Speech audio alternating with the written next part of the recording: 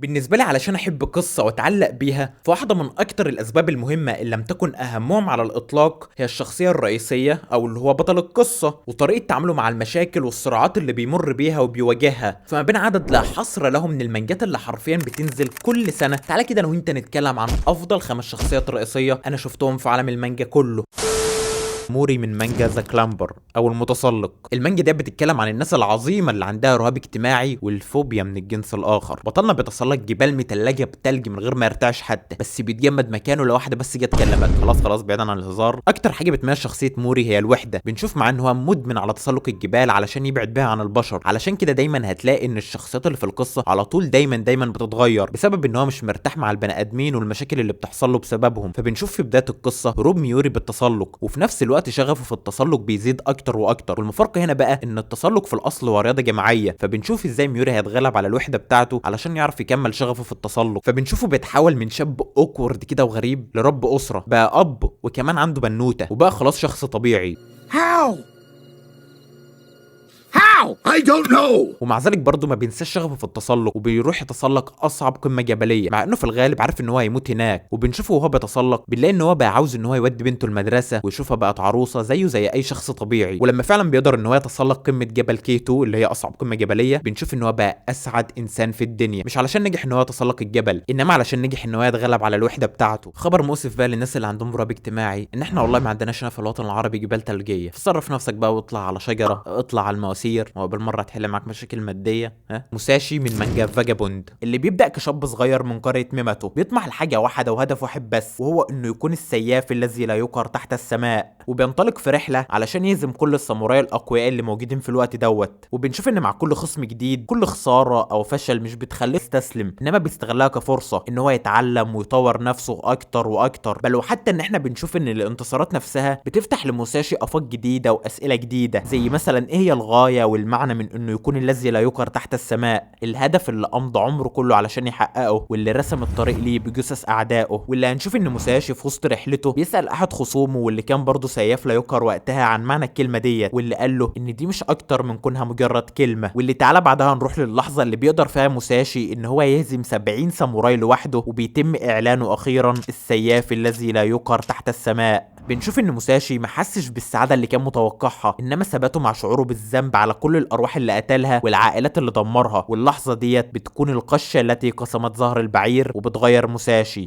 لحد اللحظه ديت بيكون مركز على حاجه واحده بس، وهي طريق السيف ولقب الذي لا يقهر تحت السماء. مركز بس على نهايه الطريق، ودوت اللي منعه من انه ياخد باله من جوانب تانية مهمه زي الصداقه، الحب، انت عبيط يا اسطى، او حتى ان هو يستمتع بفن السيف نفسه زي ما ادرك كده مع كيجيرو، او حتى ان هو يبتسم، واللي هي يعني ديت المفروض ابسط حاجه يعملها. واحده من افضل المقولات اللي اتقالت في القصه واللي ممكن تحطها على المكتب بتاعك واللي هتفرق بشكل كبير جدا في حياتك. لو ركزت مع ورقه واحده مش هتاخد بالك من الشجره، ولو ركزت مع شجره واحده بس مش هتاخد بالك من الغابه. بيمر بقى بعدها موساشي بارك المزرعه الشهير، وبيدرك هناك شكل مختلف تماما من القوه قدر ان هو يثبت بها نفسه ويحس بقيمته، بعيدا بقى عن طريق السيف والكلام ده كله، وهي انه ياخد باله ويحمي الناس اللي بيحبهم، الاشخاص اللي اضعف منه. وبنشوفه بقى هو بيتحول من السياف الذي لا يقهر تحت السماء للفلاح الذي لا يقهر في الغيط. بعد ما خلصت القصه ديت كان نفسي قوي اروح اشتري لي حته ارض واجيب لي بقرتين وبس كده، مش عاوز اي حاجه تاني، شكرا. وبالمناسبه القصه ديت فعلا قصه حقيقيه لساموراي كان عايش في اليابان اسمه موساشي، واللي له روايه بنفس الاسم، واللي مؤلف مانجا سلام دانك تاكاهوكي اونوي حتى بعد ما اعتزل رجع من الاعتزال مخصوص واصر ان هو يحول الروايه دي المانجا، واللي تقدر فعلا انك تشوف قد ايه هو فعلا شغوف بيها في حلاوه وطعامه وجمال الرسم اللي ممكن اصلا تحطه في متحف لوحده. وليه ممكن؟ هو فعلا في كام فريم من المانجا محطوط في المتحف. سورفين من مانجا فينلاند ساجا، واحده من اجمل وافضل القصص اللي بتدور في عصر الفايكنج اللي ممكن تشوفها في حياتك، ولكن مش بالطريقه التقليديه اللي متعودين عليها، اللي كلها البطل فيها دايما بيحاول ينتصر على اعدائه او انه يغزو قريه او بلد مثلا،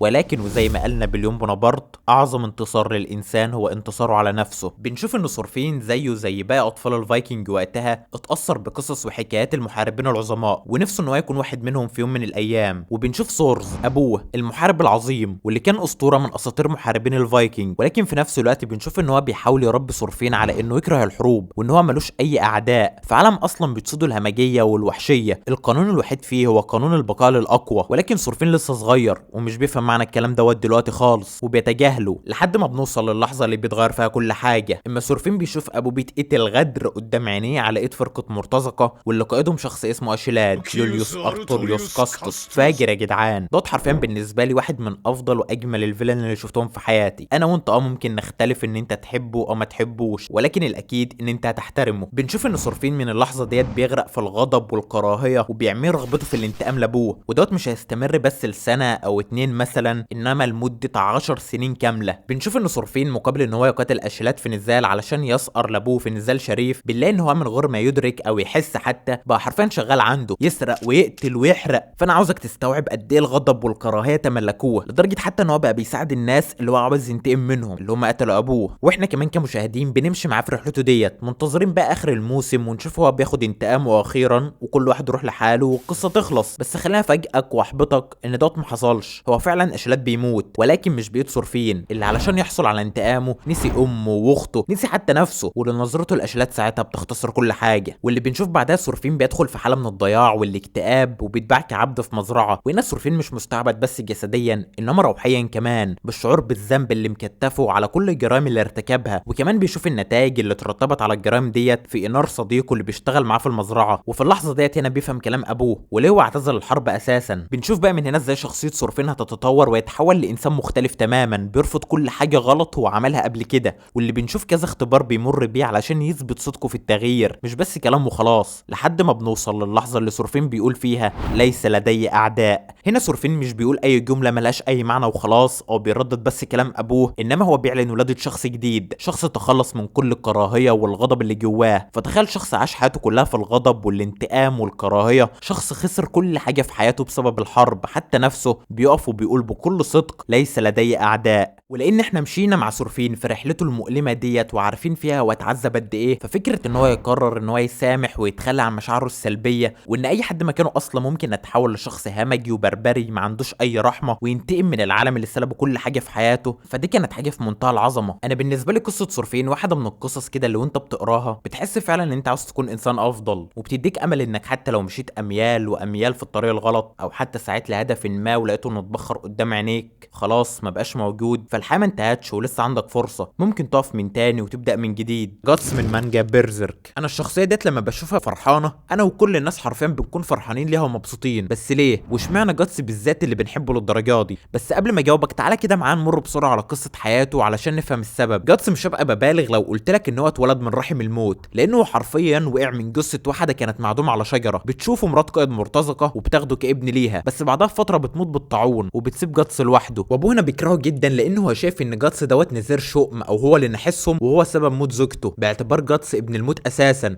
فابوه هنا بيكرهه جدا وكمان خلاه يشارك في الحروب من وهو لسه عيل صغير، وبيعامله اسوأ معامله في الدنيا. ومع ذلك جاتس علشان هو انسان طيب من وهو صغير بيفضل عيل بر بابوه. وشوف برغم كل اللي انا قلت لك ان ابوه بيعمله في دهوت، برضه مع ذلك جاتس ما بيكرهوش، بل بالعكس بنشوف ان هو بيحاول ان هو يساعده ويفرحه على قد ما يقدر، ولكن في المقابل ابوه بيكرهه اكتر واكتر، وبالذات لما رجله اتقطعت في احد غزواتهم. فابوه هنا بدل ما يقول قضاء وقدر او يقول ده شيء وارد ان هو يحصل في الحرب او حتى الحمد لله جت على قد كده، لا يقول هو جاتس هو السبب. وطبعا مش هنجيب سيره ان ابوه باعه مقابل جوز جنيهات للزنج دوت، بس ده ما بيستمرش لما بيجي اليوم اللي ابوه بيقرر ان هو يقتله، لكن جاتس وكدفاعا عن النفس بيقتله وبيهرب وبيفضل يشتغل كجندي فرق المرتزقه لحد ما بيقابل فرقه الصقر اللي قائدهم جريفيس. بيحس معاهم جاتس ان دول عيلته الجديده وبيحس معاهم بالامان والاستقرار، وكمان بيحب كاسكا. والدنيا بقى اخيرا بدات انها تضحك لاخونا عمنا جاتس، بس اللي ما يعرفوش واللي احنا برضه ما كناش نعرفه ان دوت الهدوء الذي يسبق العاصفه، واخر شعاع من النور جاتس هيشوفه في حياته تاني. في احد المرات جاتس بيروح لجريفيس في مهمه وبالغلط هناك بيقتل طفل صغير وبريء، وما بيكلم جريفيس بعدها جاتس بيفهم من جريفيس ان هو مش شايفهم كعيلته زي ما جاتس شايفهم، انما كمجرد سلالم يوصل بقى لهدفه. وفي اللحظه ديت جاتس بيفهم ان هو مجرد خطوه في هدف حد تاني، فرد من قطيع ممكن يتم استبداله في اي لحظه، فبيقرر وبيحزم امره ان هو يسيب الفرقه علشان يعرف ايه هو هدفه، هو مين وهو عاوز ايه بالظبط وايه هي قيمته في الحياه. لو حد فيكم شاف الفيديو بتاع البطريق اللي كان ترند من فتره قريبه، او الفيديو ده فكرني قوي بالمشهد بتاع مغادره جاتس لفرقه الصقر، حتى الاتنين كده تحسهم نفس المشهد بتاع المغادره في التلج، سر نحو المجهول والكلام ده كله، وفي الاخر كان الاتنين مصيرهم يعني الصراحه اسوأ من بعض. واما جاتس بيمشي جريفيس بعدها بياخد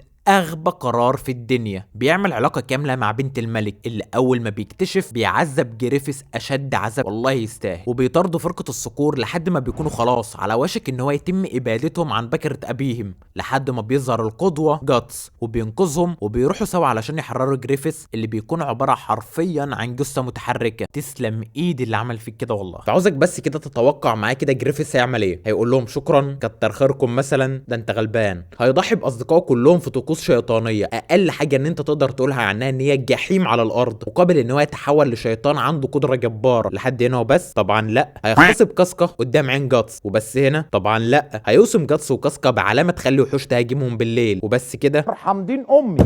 بيوصل فرس الجمجمه وبينقذهم وبينهي الحدث المرعب اللي اسمه الكسوف. لحد هنا وكمان بعد كده رفيق جاتس الوحيد اللي ما خانوش لحد دلوقتي هو السيف بتاعه، علشان كده في المشهد لما سيف وقع شفنا جاتس ولاول مره وهو بيعيط.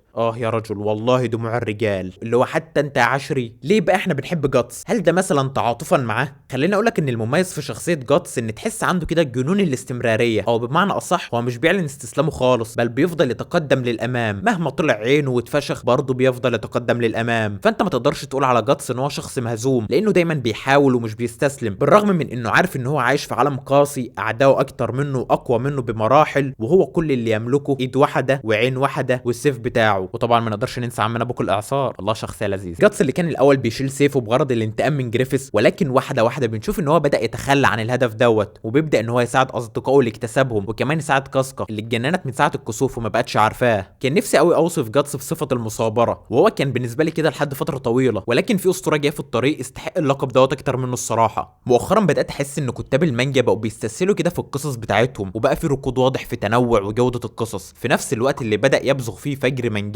ومنهوات تانية زي الصينيه والكوريه. وبقى عندي فضول ان انا اتعرف على القصص بتاعتهم وثقافتهم، ممكن برضه نبقى نعمل عنها فيديو كامل لوحده، بس خلينا النهارده نخص بالذكر فانج يوان من روايه ريفرند انسانيتي اللي لها مانجا باسم ماستر اوف جو، ولكنها مقتبسه بس اول 100 فصل من كام بقى؟ اكتر من 2000 فصل. وبرغم طولها ده كله فانت مع ذلك برضه مش هتحس فيها باي نوع من انواع الملل، بحبكه قويه جدا واحداث ممتعه تخلي حرفيا شعر ايدك يقف من كتر الاثاره، وبالذات الاحداث اللي بتكون في نهايه كل مجلد من القصه اللي حرفيا بتكون ابسولوت سينما. المميز في القصه واللي ما اظنش ان انا خدته بنفس القدر من اي روايه تانية ان هي بتقدم لك قيمه ونهج ادبي وفلسفي بطريقه عمليه جدا تقدر انت شخصيا تتبناها في سياق واحداث في قمه المتعه. قبل ما اكلمك عنها تعالى كده اكلمك عن المؤلف بتاعها اللي اسمه جوزين رين. قصه الراجل دوت غريبه فشخ. على مدار حياته عمل 3 روايات، اول واحده اي طفل اديته ورقه وقلم هيكتب احسن منها، بعدها عمل افضل روايه في التاريخ. فتخيل كميه السطوه اللي في الروايه لدرجه ان هو تم وقفها بامر من الحكومه الصينيه نفسها. القصه بتتكلم باختصار عن فانج يوان، عالم محترم عايش بسعاده على كوكب الارض، بيتنقل في ظروف غامضه لعالم اسياد الجو، عالم ما بيرحمش الضعيف. بيلاقي نفسه شاب صغير عايش في قبيله على قدها خالص، بس بسبب ان هو عنده معلومات حياته السابقه فهو مش صغير فعلا، وبيكون ذكي وبيفضل يقول شعر، فالقبيله هنا هتهتم بيه ظنا منهم ان دوت املهم اخيرا. وكمان بيكون عنده اخ،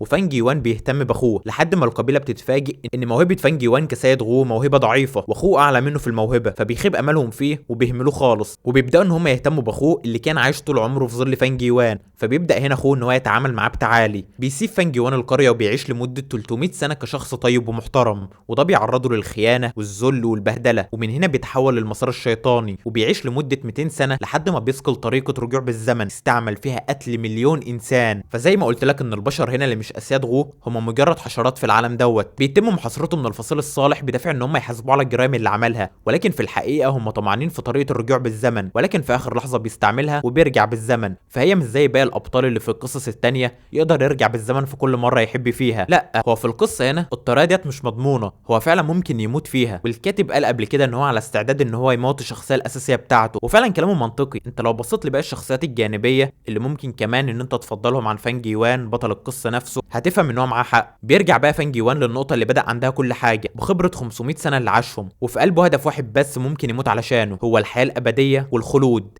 على عكس باقي الشخصيات اللي ذكرناهم النهارده فشخصيه فانج يوان مش بتتطور خالص على مدار القصه، ولكن انت مع الوقت هتلاقي نفسك بتفهمها اكتر واكتر. فانج يوان اللي هو المفروض بطل القصه هو احقر واشر انسان في القصه كلها، ممكن يعمل تصرفات تخلي اعتى الاشرار واكثرهم طغيانا وفجورا يستحوا يعملوا اللي هو بيعمله، اللي هو يحسسك ان جريفيس بالنسبه له كان ملاك بريء بجناحات، ما عندوش مشكله خالص انه يقتل اطفال صغيره او حتى راجل عجوز او حتى ملايين البشر، او انه يذل نفسه لمجرد ان دوت هيفيده، بس مع ذلك وبرضه انت هتحبه بسبب خبرته والسنين اللي عاشها. شايف ان الهدف الوحيد اللي يستحق ان هو يسعى له هو الحياه الابديه، وانه يوصل للمرتبه العاشره اللي محدش اصلا في العالم ده كله يعرف هل هي موجوده فعلا ولا لا. بيسعى في رحله غامضه لهدف مجهول، ولكنه شايف ان الهدف دوت هو الهدف الوحيد اللي هيملأ حياته بالاثاره. وطول ما هو بيحاول وبيعمل كل اللي يقدر عليه، فحتى لو مات على الطريق فمش هيكون عنده اي ندم اطلاقا. الحلو برضه في القصه ان هدف فانج يوان اللي هو الحياه الابديه في ناس كتيره جدا في القصه بتسعى ليه، مش هو بس، وكمان اقوى منه مش مره ولا اتنين، انما ملايين المرات حرفيا. فزي ما قلت لك هو بيبدأ كإنسان ضعيف جدا جدا، ما عندوش أي حاجة. حتى أقصى حاجة كان وصل لها في حياته الأولانية هي المرتبة السادسة، فوقه لسه 3 طبقات، والفرق في القوة ما بين كل مرتبة هو فرق السما من الأرض حرفيا. فهنشوف إزاي هيحاول إن هو يوصل لهدفه في ظل كل الصعوبات المستحيلة اللي بيمر بيها. فانج يوان ممكن تعتبره حتى مجرد عبقري ما بين العباقرة، فهو مش الأكثر ذكاء في القصة، في شخصيات أذكى منه كتير جدا، ولا حتى الأكثر قوة، لأنه زي ما قلت لك هو ضعيف جدا، ولكن هو الأكثر مصابرة فيهم كلهم. فلو انت قاري الروايه هتعرف ان مصابره فانج يوان مش بس ضد اعدائه او الصعوبات والتحديات اللي بيمر بيها، انما كمان ضد القدر نفسه. متحمس جدا جدا ان انا اتكلم عن الروايه ديت في فيديو كامل لوحده ان شاء الله، ولكن دي كل حاجه لحد النهارده. فما تنساش بقى الشير، لايك، سبسكرايب، تشاركني برايك في الكومنتس، وبس كده، الى اللقاء.